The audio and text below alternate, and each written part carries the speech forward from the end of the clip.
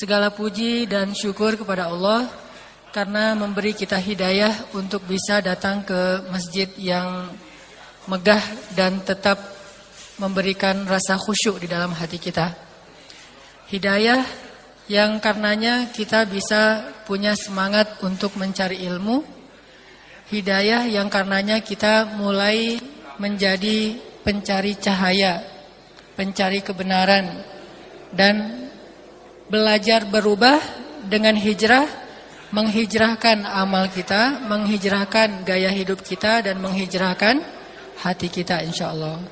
Kalau bukan karena hidayah Allah, gak mungkin kita bisa berada di tempat ini.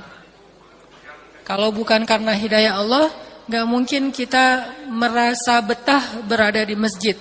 Apalagi dalam durasi yang cukup lama, sekitar 2 jam. Itu berat bagi orang yang tidak diberikan hidayah. Ya gak usah jauh-jauh, lihat diri kita yang dulu aja lah.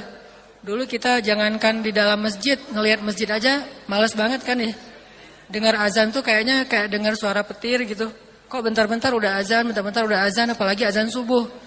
Apalagi kalau rumahnya dekat dengan masjid, udah gitu sebelum azan sekitar setengah jam kan suka ada kayak sholawatan gitu ya. Ada sholawatan, ada puji-pujian. Itu kan bikin gak bisa tidur. Jadi terganggu tidurnya, padahal baru tidur jam 3 pagi. Udah gitu disambut dengan sholawatan. Kenapa? Karena hati kita itu masih tertutup oleh dosa-dosa dan hawa nafsu. Tapi sejak Allah beri hidayah, malah mendengar suara azan subuh itu bahagia gitu. Sholat subuh itu sesuatu yang sangat dinantikan gitu. Kalau kita mau tahajud itu, kalau kita mau tidur, senang. Kenapa tidurnya senang? Karena sebentar lagi saya mau bangun pengen tahajud. Jadi kangen dengan tahajud, kangen dengan malam, kangen dengan sepertiga malam terakhir, kangen dengan doa-doa yang hanya kita yang mendengarnya. Pastinya Allah Subhanahu wa taala Maha menyaksikan. Ini menunjukkan bahwa kalau bukan karena hidayah Allah, kayaknya agak susah kita bisa betah di dalam masjid sampai 2 jam lebih. Mendengar taklim, cek. Mendengar taklim bukan karena taklimnya bagus, standar. Karena saya kalau ceramah di tempat lain juga nggak rame-rame amat yang datang. Bukan ustadz yang nyelep, bukan yang terkenal, bukan yang sering masuk TV. Bahkan saya belum pernah masuk TV kayaknya. Paling pernah masuk TV dulu waktu kecil, itu juga bukan ceramah, cuma ngaji doang, terus masuk TV. Udah gitu pas saya udah jadi ABG udah nggak jelas, udah nggak masuk TV lagi. Sampai sekarang belum masuk TV, berarti belum jelas ya. Artinya bukan karena ceramahnya bagus, bukan karena pematerinya itu terkenal, bukan karena ilmunya banyak, tetapi kenapa kita masih betah? Berarti karena Allah Subhanahu wa taala menjadikan hati kita nyaman dalam rumah Allah Subhanahu wa taala. Apa kata Nabi? Kalau kamu melihat seorang laki-laki merasa nyaman di dalam rumah Allah, seperti dia nyaman di rumahnya, maka saksikanlah bahwa dia orang yang beriman. Insya Allah kita tergolong orang yang beriman. Pernah nggak ngajak teman, yuk ikut yuk, kemana? Ke masjid. Malas kalau ke masjid, gitu kan? Kalau misalnya ikut yuk kemana? Jalan, kemana? Ke kafe atau ke tempat-tempat hiburan atau ke mall atau kemana lah. Itu pasti dia akan semangat banget. Malah kita nggak akan, dulu pas masa-masa belum kayak sekarang gitu ya. Masa-masa dulu dipaksain sama teman kita sampai dia datang ke rumah terus maksa-maksa kita ikut malam, padahal kita udah capek banget tapi dipaksain datang ke tempat-tempat hiburan. Kita nggak tersinggung sama teman kita kan, nggak marah sama dia. Lu ngapain maksa-maksain gua? Kan ini urusan pribadi, kan nggak pernah ngomong gitu ya. Kita malah ngelihat dia yang maksain kita ke tempat-tempat hiburan itu kayaknya, oh dia mah orangnya setia kawan gitu, nggak mau menikmati hiburan sendiri, share your happiness banget gitulah ya, tapi dalam makna yang lain. Nah, sekarang orang tersinggung kalau kita agak maksa ke masjid. Kenapa? Karena hatinya emang gak tertarik dengan masjid. Kalau misalnya teman-teman sekarang diajak sama temennya, yuk ke masjid TSM, ngapain? Ada kajian, ada majelis ilmu gitu. Terus kita bilang, agak-agak capek. Udah gak apa-apa, gak usah dirasain dulu capeknya, yang penting ikut aja dulu, capeknya nanti di masjid. Kita gak tersinggung lagi sekarang. Kenapa?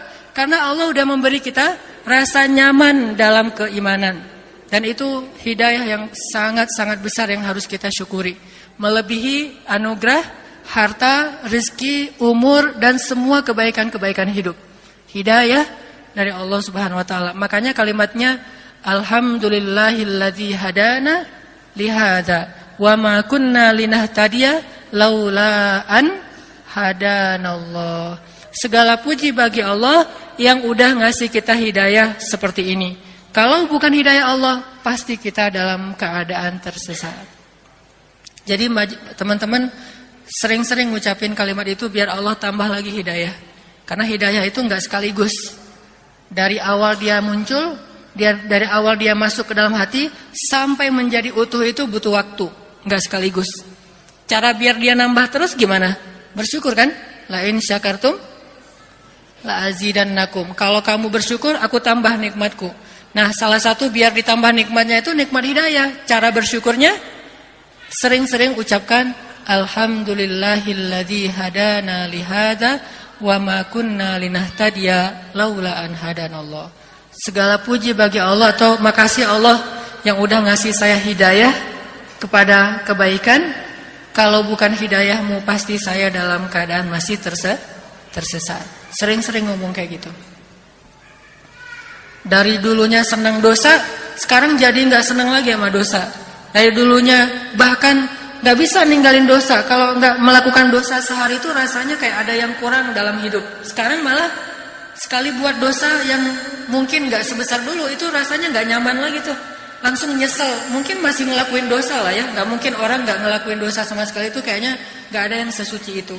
Tapi minimal dosanya itu bukan dosa besar yang disengaja. Kalaupun disengaja langsung berubah menjadi penyesalan. Astagfirullahaladzim, kenapa saya masih ngulang kesalahan itu ya? Nyesel aja.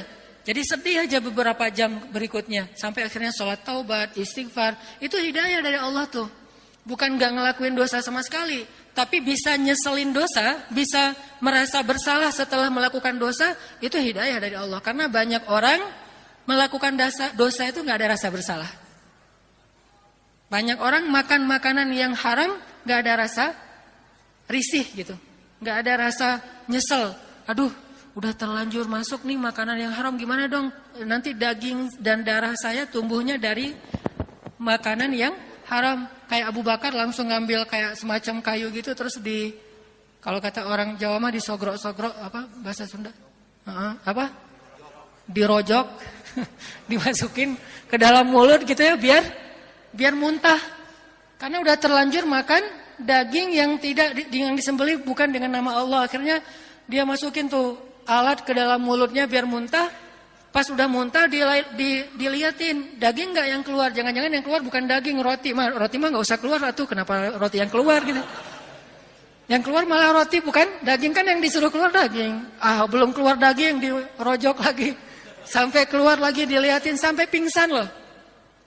Abu Bakar tuh sampai pingsan, sadar dari pingsan, gituan lagi. Sampai keluar, sampai orang bilang, "Ya Abu Bakar, kenapa engkau sampai gitu-gitu banget gitu?" Udah aja istighfar kepada Allah. Apa kata Abu Bakar? Lebih baik saya mati dalam keadaan kayak gini daripada tumbuh daging dan darah saya dari makanan yang tidak halal.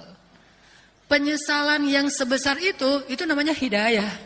Karena kalau bukan karena hidayah nggak mungkin nyesel kayak gitu. Pasti udah, kan hidayah mah bertingkat-tingkat. Ada orang yang udah dapat hidayah tapi masih levelnya, aduh udah terlanjur makan. Tapi kan kalau katanya kalau nggak sengaja nggak apa-apa, ya alhamdulillah lah kalau gitu mah. Ada yang hidayahnya mah segitu gitu ya. Udah terlanjur makan, terus dia tahu itu haram, tapi namanya nggak sengaja kan nggak apa-apa gitu, dimaafin dalam agama. Malah dia bersyukur, alhamdulillah. Kayak orang lagi puasa, tiba-tiba minum nggak sengaja, udah kenyang makan dan minum, terus ingat, oh ya kan saya hari ini rencananya mau puasa sunnah, mau puasa Senin Kamis.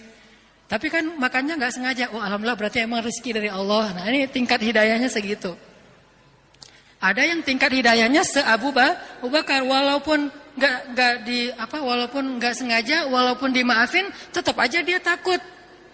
Saking mantapnya hatinya dengan keimanan, saking waroknya, pokoknya nggak mau sama sekali, walaupun nggak sengaja nggak mau tuh, nggak sengaja aja nggak mau, apalagi sengaja, udah terlanjur aja masih dikeluarin, apalagi dia memang sadar gitu. Makanya ini semuanya hidayah dari Allah Subhanahu Wa Taala.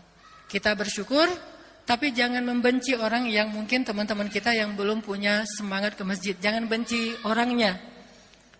Ngajak mah tetap ya, tapi jangan sampai mencela atau membenci. Karena kita sendiri juga dulu kalau kayak gitu dicela nggak mau. Lagi minum terus dibilang minuman itu haram, pasti nggak mau. Walaupun kita udah tahu sih itu haram, tapi diomongin haram mah nggak mau. Terus gimana caranya? Diajak aja, diajak. Minum terus, tapi diajak ke masjid kan ayatnya gitu kan?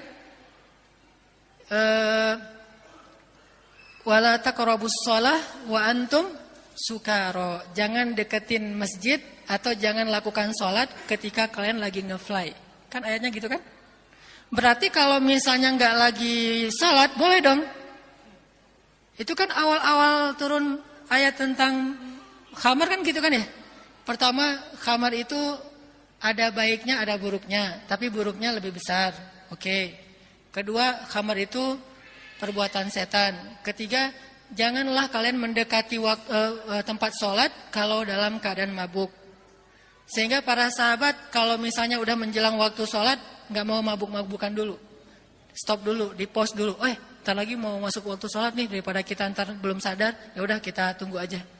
Ke masjid nih. Udah selesai, assalamualaikum, selesai sholat, udah mabuk-mabukan. Masih kayak gitu tuh. Pulang mereka minum-minum lagi, pesta-pesta lagi sama teman-temannya, mabuk. Kan yang dilarang waktu sholat doang. Kalau di luar sholat masih boleh. Coba lihat sunnatut tadarruj, bagaimana Islam itu membuat tahapan-tahapan dalam mengajak orang kepada kebaikan. Mungkin teman kita ada yang masih mabuk, jangan datang-datang langsung bilang innamal khamru wal maisiru, ayatnya gitu ya. Sesungguhnya khamar itu apa misalnya.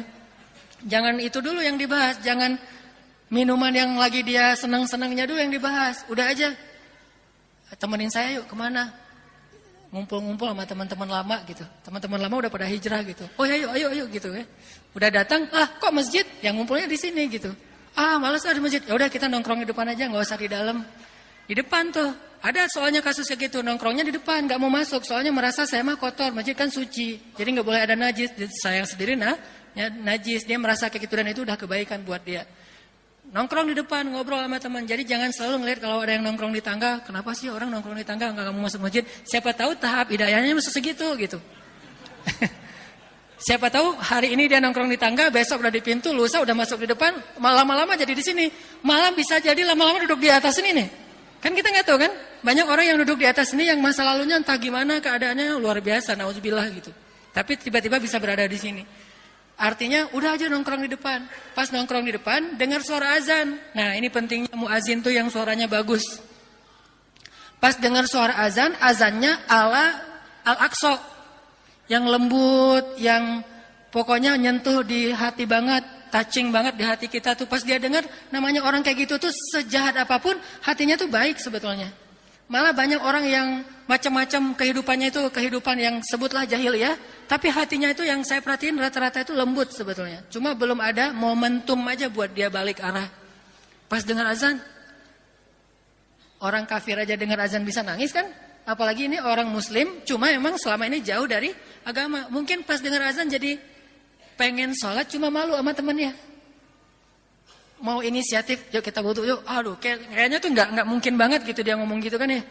Kayak udah kebalik aja dunia kalau ada yang ngomong kayak gitu sementara dia masih dalam keadaan merasa kotor. Temennya yang bilang, gimana mau wudu?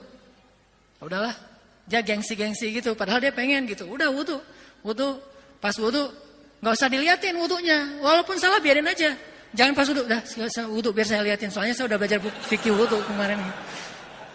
Aduh ini mah nggak terlalu menggurui gitu. Udah biarin aja dia wudu di pojok situ, kita menjauh. Biarin aja dia nggak salah-salah wudunya. Udah dia wudu, udah segala macam, terus dia angkat tangan, padahal nggak berdoa, angkat tangan doang gitu.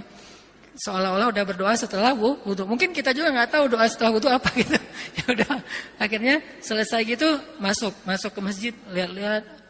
Ini aneh gini ya tempatnya, belum pernah saya ke tempat-tempat kayak gini mah. Biasanya tempat yang pas saya masuk langsung aja lightingnya gimana-gimana gitu. Terus suara sound systemnya, musiknya, si DJ-nya. Ternyata ini mah nyaman banget. Semua orang itu khusyuk, diam. Ada yang lagi berdoa, nangis. Terus tiba-tiba serentak berdiri semuanya ngesaf. Saya berdiri di mana ya? Akhirnya dia paling belakang sendiri gitu. Imamnya juga bacaannya bagus. heart touching banget, kena di hatinya. Pas dia gitu, keingat semua dosa-dosa dia. Gara-gara powerful tilawah, langsung kebawa semua dosa-dosa dia. Dia malah yang paling khusyuk sholatnya di dalam masjid, dia. Bukan imam, bukan makmum shaf pertama, malah orang yang pertama banget masuk masjid. Itu paling luar biasa. Ini semuanya yang saya ceritakan ini, prolog ini ada hubungannya dengan tema kita pada malam ini.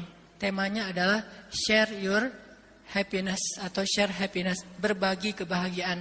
Yang saya pengen fokus, berbagi kebahagiaan itu adalah berbagi kebahagiaan dalam majelis ilmu. Berbagi kebahagiaan di masjid, berbagi kebahagiaan udah hijrah kan happy ya, bisa hidup kayak gini kayaknya lebih nyaman lah.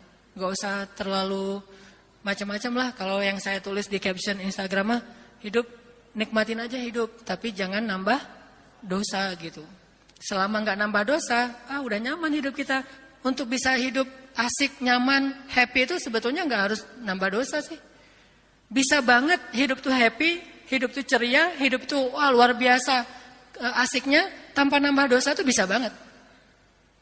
Jadi jangan dibayangin, agama mah bikin hidup jadi serius, jadi kaku, nggak bisa happy-happyan kayak dulu lagi. Buktinya tuh teman-teman yang udah hijrah jadi kaku tuh.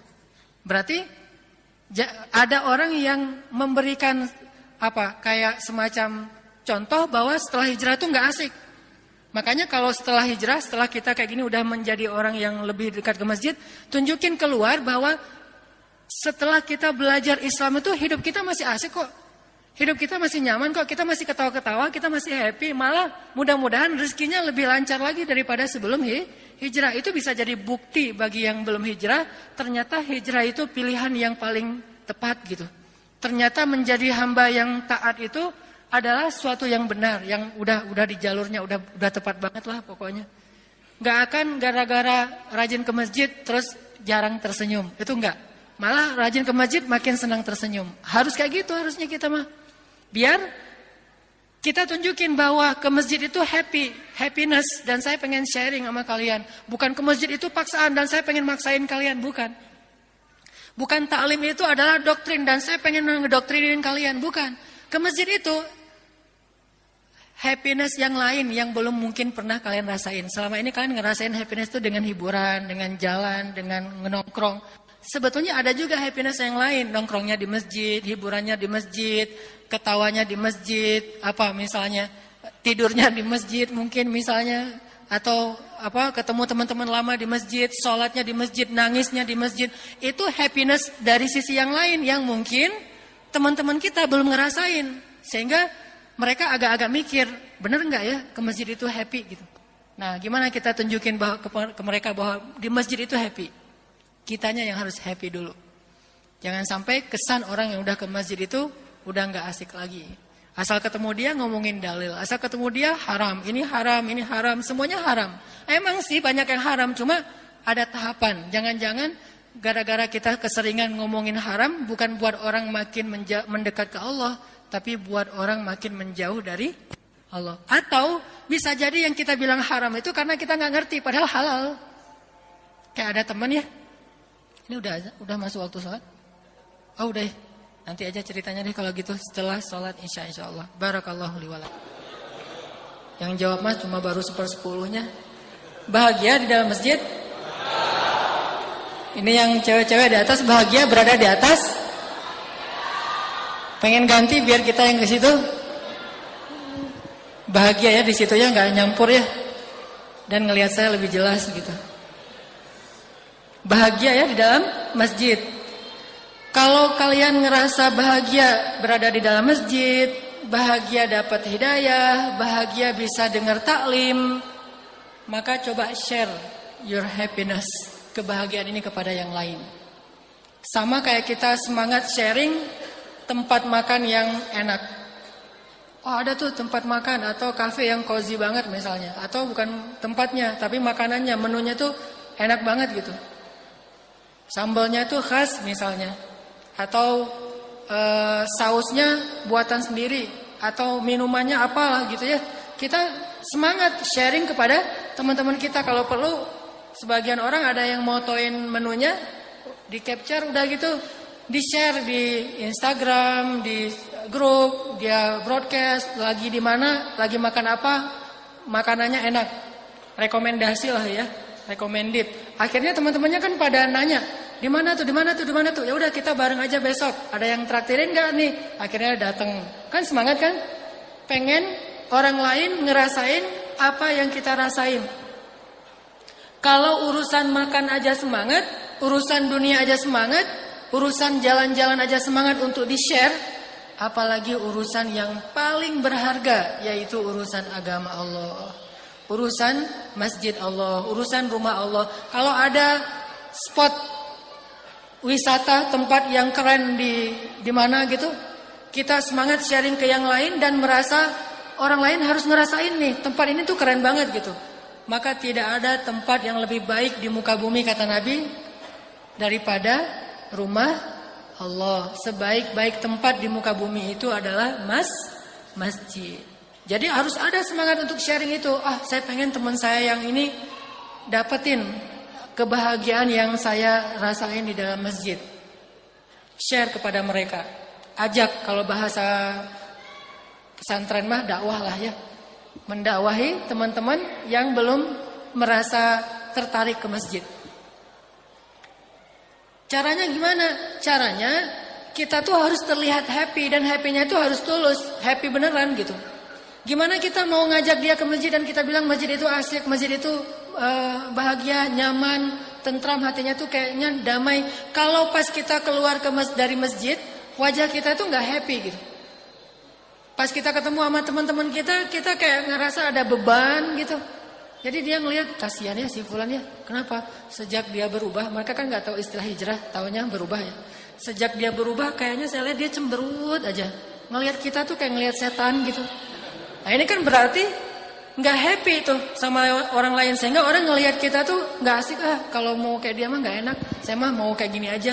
Kalau perlu lebih parah dari ini, lebih nakal dari ini. Soalnya orang yang lebih nakal dari saya kelihatannya tuh kayak asik banget gitu.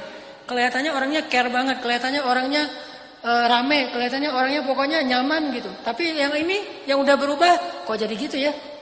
Berarti tugas kita adalah menampilkan dengan tulus, dengan ikhlas, dengan jujur bahwa hijrah itu bahagia. Bukan paksaan, bukan doktrin, bukan karena kondisi, tapi memang Allah kasih kita hidayah dan kita memilih itu dengan sukarela. Bahagia banget hijrah tuh. Belajar agama itu bahagia banget. Duduk di masjid itu bahagia banget. Menjadi orang yang coba mempelajari agama lebih baik dan mengamalkannya bahagia banget. Sehingga ketika dia ngelihat kita, dia jadi penasaran.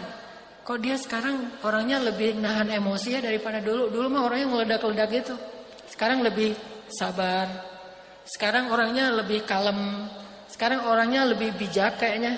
Sekarang orangnya lebih care sama teman ketimbang dulu. Kalau dulu mah nggak gitu-gitu amat. Tapi sekarang luar biasa, care banget sama temannya. Sekarang dia orangnya mudah tersenyum, orangnya ngalah, orangnya pas mereka ngelihat perubahan kita yang luar biasa, yang keren, yang mudah-mudahan sesuatu yang baik, itu buat mereka penasaran. Kok jadi gitu ya? Apa yang berubah dari dia? Apa yang membuat dia jadi kayak gitu? Ternyata setelah diteliti, setelah dicari tahu sama mereka, kita tuh udah belajar agama pelan-pelan. Ternyata benar, belajar agama itu bisa membuat orang jadi lebih baik, bukan buat orang jadi lebih gampang ngeselin. Kan ada orang makin belajar agama makin ngeselin, ada orang yang makin belajar agama makin nyenengin. Nah kita coba yang kedua, sehingga dari situ kita bisa sharing. Nanti ajaknya pelan-pelan kayak tadi, gak usah langsung bilang mau ngajak ke taklim. Taklim apaan? Halakoh itu apa gitu. Istilahnya berat-berat banget. Halakoh, taklim, tarbiyah, apalagi itu. Tausiah, liko, gitu-gitu kan berat tuh. Terus ngapain? Nongkrong yuk gitu. Di mana? Udah ada sama teman-teman lama yang kayak tadi. Udah pelan-pelan akhirnya, dan gak usah dipaksain. Jangan sampai wajah kita berubah menjadi cemberut gara-gara dia menolak. Justru ketika kita cemberut gara-gara dia nolak, itu menunjukkan bahwa kita itu nggak asik gitu, nggak nyaman. Sehingga dia akan lagi-lagi berkata, ternyata kamu udah berubah nggak kayak dulu gitu. Makanya coba kita punya semangat untuk share. Kenapa sih harus punya semangat untuk sharing? Pertama emang lebih asik kalau rame-rame kan. Bayangin kalau ketemu di sini teman-teman lama gitu, teman-teman nakal dulu, ketemunya di masjid, kan itu asik ya. Kalau nggak punya teman nakal, jangan nakal, udah aja teman-teman yang baik dulu gitu. Saya mah Ustaz nggak pernah nakal-nakal amat, dari dulu mah gini-gini aja. Kan ada istilah pemuda hijrah mah dulunya nakal, kalau pemuda istiqomah emang dari dulu udah baik gitu. Istiqomah kan. Jadi kalau ini emang saya mah Ustaz dari dulu udah baik. Oh, kamu bukan pemuda hijrah, pemuda istiqomah. Karena udah baik. Teman-teman nakal nongkrong dari dulu tuh ketemu lagi di sini. Akhirnya malu, tapi gimana mau malu? Lo juga di sini, gua juga di sini, sama dengan kita. Cuma beda jalur masuknya, ada yang lewat si fulan. Pokoknya ketemunya di sini, akhirnya reunian di masjid. Itu luar biasa. Kayak sahabat-sahabat reunian di depan Ka'bah. Pernah baca nggak adegan sahabat reunian di depan Ka'bah? Reunian sahabat nakal, teman-teman nakal mereka gitu. Jadi ketemu lagi di depan Ka'bah pas habis Fathu Makkah. Siapa aja coba? Umar, yang dulu pernah bunuh orang. Kalau mabuk mah emang udah dia banget lah gitu ya. Kalau bunuh orang pernah lah, mabuk. Gak tahu kalau perempuan saya gak berani, harus cek lagi kalau masalah seks. Tapi bunuh orang, mabuk, syirik itu, kalau syirik sekarang mah dukun, ramal, yang gitu-gitu deh, yang ilmu-ilmu kanuragan, yang gitu-gitu. Pernah lah kayak gitu-gitu mah Umar. Udah gitu siapa? Khalid. Wah, ini mah berdua kan petarung nih. Duel berdua aja tuh. Sekali menang Umar, sekali menang Khalid. Sering kayak gitu tuh. Nggak ada yang bilang Umar lebih kuat daripada Khalid atau Khalid lebih kuat daripada Umar. Pokoknya gantian aja juaranya tuh. Kalau di skate sama kayak Absar sama Pevi itu. Sekali juaranya Absar, sekali juaranya Pevi, kan berdua aja tuh. Nah ini Umar, Khalid, tarung lagi. Nggak selesai, cuma tarungnya tarung fair, tarung di atas ring. Mereka nggak tarung tawuran, tarungnya di atas ring. Wah, sekali Umar dari Bani kabilah fulan, Khalid dari kabilah fulan. Padahal mereka juga masih sepupuan sih. Kadang-kadang adu panco gitu. Menang Khalid, menang Umar berdua. Jagoan di masa nakal, jahiliyah. Ketemu lagi siapa? Ikrimah. Ikrimah itu siapa? Anaknya Abu Jahal. Bapaknya aja gitu ya. Gimana anaknya kan? Wah, lebih nakal lagi tuh.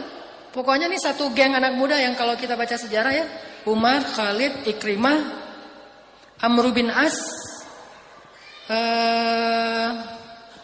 ada Abu Jandal, ada Abdullah bin Suhail, terus ada sekitar 10 orang nih. Geng anak muda yang nakal-nakal. Padahal yang muda yang lain ada kayak Utsman itu masih muda, cuma dia nggak nakal.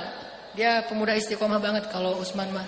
Karena emang dia Abu Bakar tuh pemuda istiqomah. Soalnya emang nggak pernah syirik, nggak pernah berzina, nggak pernah minum, nggak pernah membunuh orang. Itu udah baik dari dulunya juga walaupun belum paham Islam. Abu Bakar, Utsman, Ali itu memang anak istiqomah banget. Kalau yang hijrah banget, Umar, Khalid yang nakal-nakal lah gitu ya.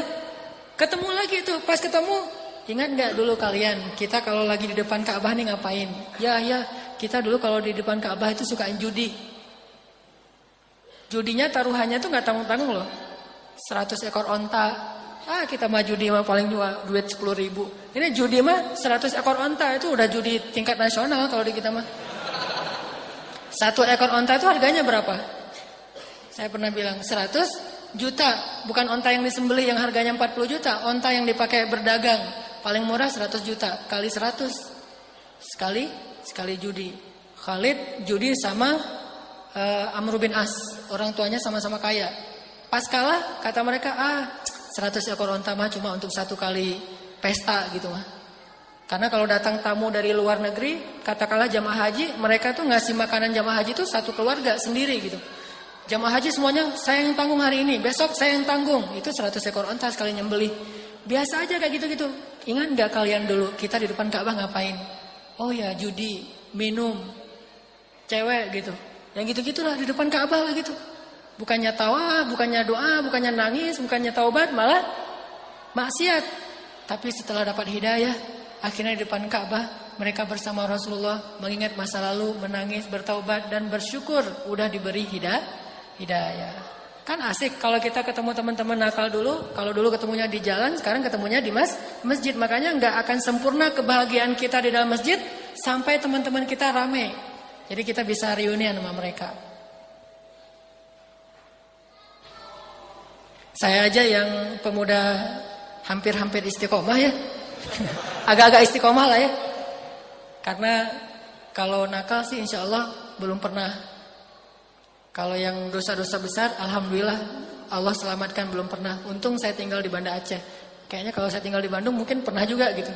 Kalau di Banda Aceh kan masih budayanya masih agak ketat. Orang berduaan aja. Yang mencela itu bukan polisi syariat.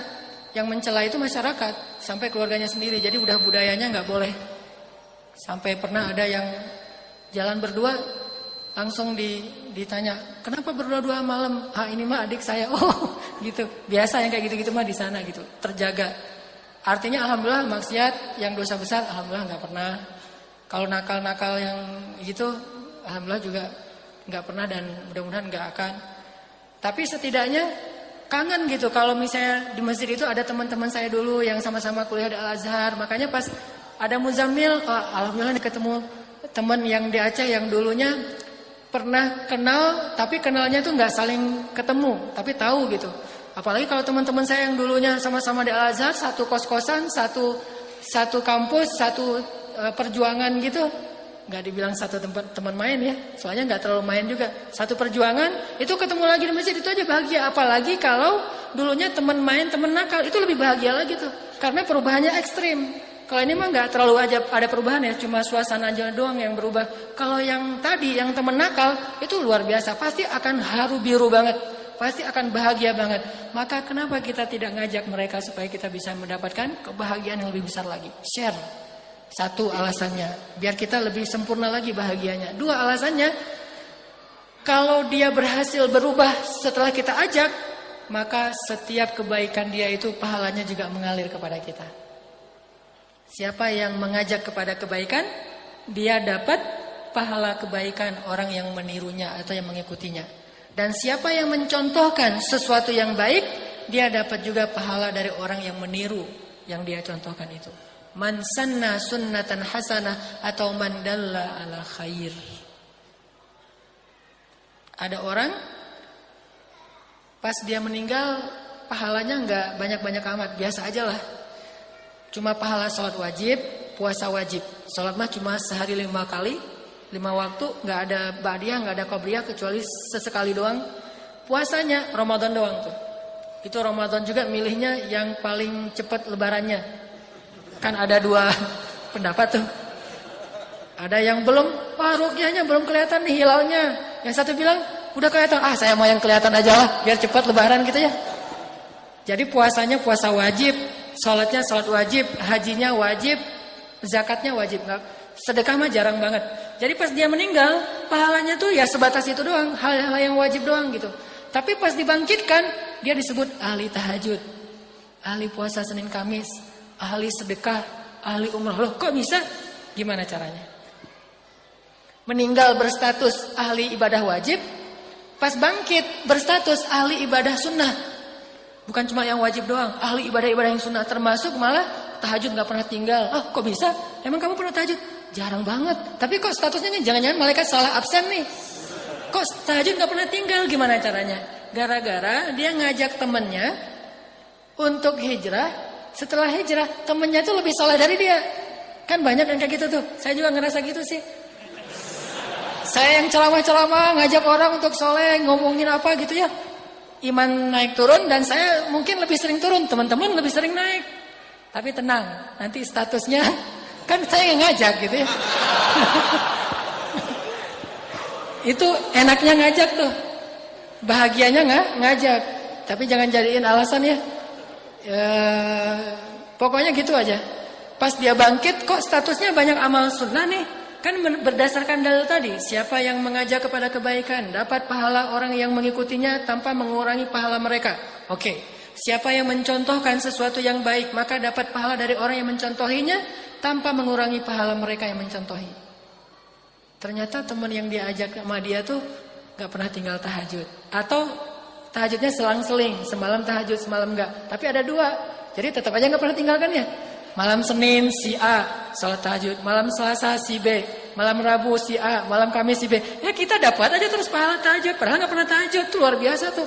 Coba, apa kurang pentingnya ngajak orang lain untuk kepada kebaikan, hijrah ke jalan Allah. Sebesar itulah pahala Rasulullah sallallahu alaihi wasallam. Coba berapa juta atau entah berapa miliar muslim sejak zaman Nabi sampai zaman sekarang, dan mereka beramal soleh dan pahala mereka semuanya mengalir kepada Rasulullah sallallahu alaihi wasallam. Lalu mengalir kepada para ulama, mengalir kepada para pemimpin khalifah-khalifah yang adil, mengalir kepada para dai-dai, para rijal, sampai kepada ulama-ulama yang di masa sekarang. Termasuk kita juga punya peluang kayak gitu. Cuma mungkin nggak sebanyak Rasulullah. Kalau Rasulullah kan seluruh umatnya ya. Kalau kita mah seluruh temannya gitu. Bukan seluruh umatnya, seluruh teman. Dari dia nanti dia ngajak lagi teman yang lain. Oh, kita masih dapat, masih nggak akan terputus tuh. Amal yang jariah, apa arti jariah? Nggak ada putus-putusnya, nggak ada berhentinya. Teman kita ngajak yang level berikutnya kayak MLM gitu, ngajak lagi, tetap aja kita dapat. Kenapa? Orang yang nomor 2 itu dapatnya dari satu dapatnya dari kita. Terus aja gitu, nggak akan ada habisnya. Makanya ajak teman kita. Tapi tadi pakai etika dakwah yang arif, jangan maksa, jangan doktrin, jangan dengan cara ngejudge. Udah aja dengan jangan ngejudge tapi ngajak.